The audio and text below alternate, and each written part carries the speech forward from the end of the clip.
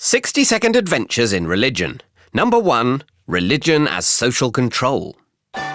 Karl Marx was a German philosopher, economist, and the least funny of the Marxes. In the snappily titled Contribution to the Critique of Hegel's Philosophy of Right, he famously called religion the opium of the people, in that religion was not only used by those in power to oppress the workers, but it also made them feel better about being oppressed when they couldn't afford real opium. He thought that if the comfort blanket of religion was taken away, at last the workers would have to do something about their terrible condition.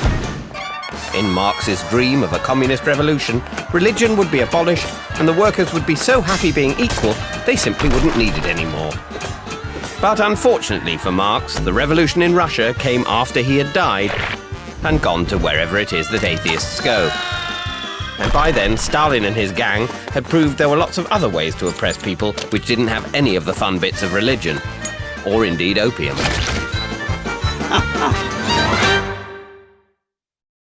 60-second adventures in religion. Number 2. Religion as ritual. Isidore Auguste Marie-François Xavier Comte was a French philosopher and one of the founders of sociology who preferred to be known as Auguste.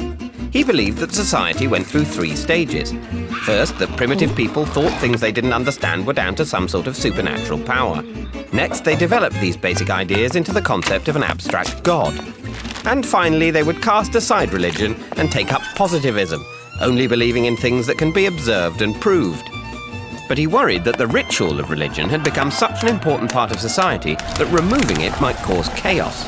So to fill the gap, he tried to establish a religion of humanity that would focus on charity, order and science, and maybe he'd throw in a jumble sale or 2.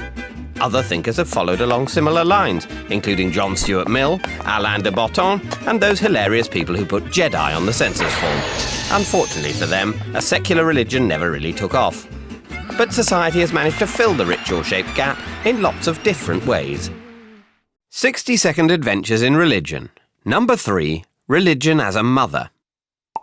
Why do so many people picture God as a man? J.J. Bachofen was a Swiss professor of Roman law who was probably a bit of a mummy's boy.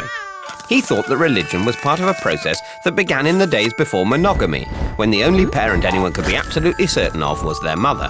So when people tried to make sense of the mysteries of nature, it was only natural to attribute them to a motherly character, hence a widespread prehistoric religion based around motherhood. But then men started to take more of a part in the family unit, hogging the remote control and indeed global control, so the idea of a nurturing goddess was soon replaced with a male god. Logical though this sounds, there's no proof there ever was a widespread matriarchal religion, so either Bachofen was wrong or those female gods were really good at cleaning up after themselves. But his ideas have inspired others, including scientist James Lovelock with his Gaia hypothesis that suggested you can better understand the whole biosphere of the Earth by seeing it as a single entity in a metaphorical female form. But as for those ancient goddesses, well, mum's the word. 60-second adventures in religion. Number 4. Religion as a virus. Richard Dawkins is an atheist, evolutionary biologist, and probably not someone you should ask to be a godfather. He said that religion and science can't sit side by side because belief in God doesn't stand up to scientific scrutiny. But religion is still so popular because it's like a virus with an innate desire to spread itself and its various symptoms, like believing in things without any scientific evidence and judging people with different beliefs. Like a successful gene, this cultural phenomenon, or meme, has features that made it likely to be passed on, like being adopted by music and art, or threatening that non-believers will be put to death. Dawkins' ideas have been pretty successful at spreading themselves.